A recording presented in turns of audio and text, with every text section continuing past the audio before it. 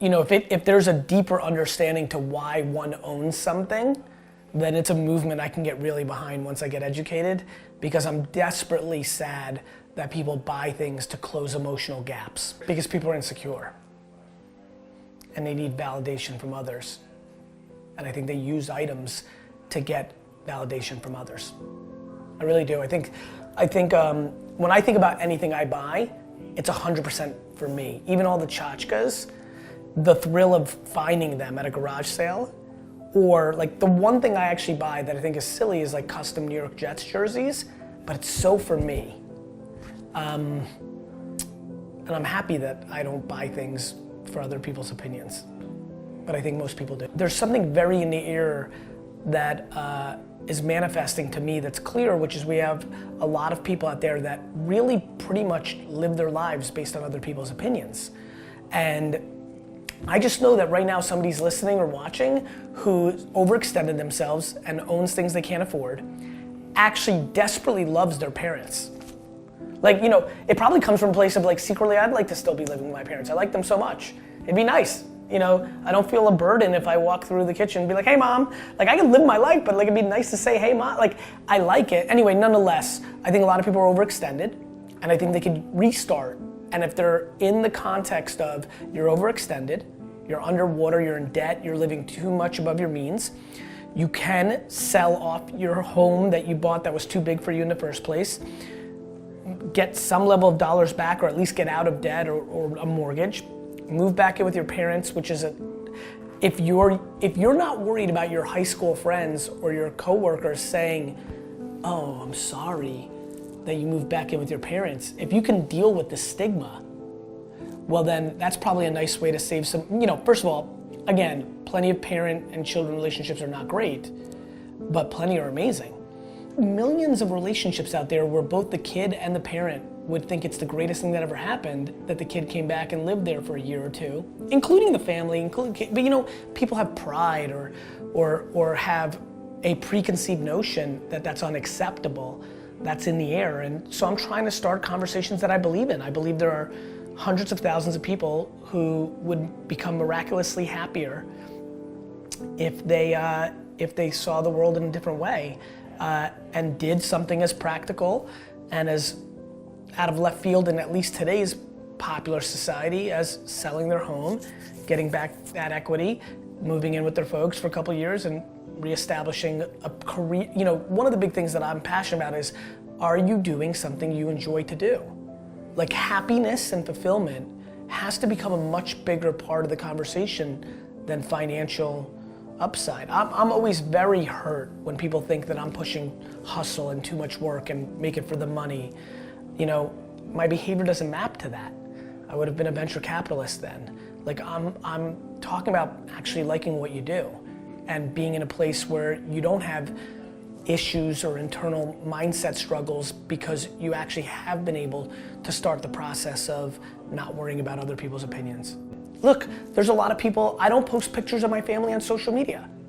Lots of people do. I could judge that, I choose not to. I think there's a lot of judgment in the air on this issue right now. And so yeah, I'm trying to do a better job over the last year of clarifying it, because I don't want to be dragged down in the momentum of something I don't believe in, which is, why in the world would I believe in, why would any human being want somebody to burn out and not be happy?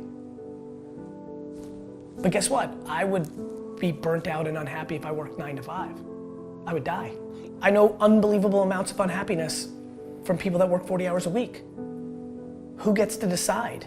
Definitely not me, and definitely not people who are pushing very hard in what they perceive to be my point of view on this issue. I think I've been consistent. I could have been better at clarifying it along the way. I think that people need to try to be self-aware about what makes them happy and doesn't make them happy. Right now, I view social media as a mirror. I think what people are putting out is an incredible indicator of what's inside of them. So right now there's a lot of political anxiety. There's a lot of ideological anxiety. And so what we're seeing is a lot of judgment. I think, the early days, especially when you and I were on it, there was a lot of Nirvana early users. It was very soft. I think you are seeing a different version of that today, but that is, getting off of social is no different than stop watching CNN or Fox every night or reading the Journal or the Times. We consume as animals.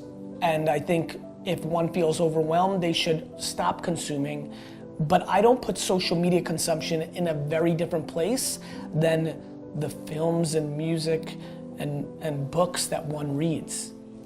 Like, the collective replies of people's angst is no different than Kurt Cobain's singular angst, other than it's a collective versus a singular. And so I think it's great. And like when people are like, oh, like what are you gonna think about that? I'm like, I don't care about social media.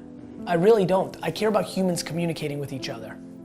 I'm fascinated by communication, and I'm fascinated that we now have a collective ability to communicate at a scale that we've never seen before. And I think right now people are focusing on the downside of that, and I think we're forgetting the upside of it. There's so much love and greatness going on every day. I think humans find what they're looking for. If you're signing into Twitter to find a fight, or to find somebody to fight with, or to see some negativity, you're gonna find it.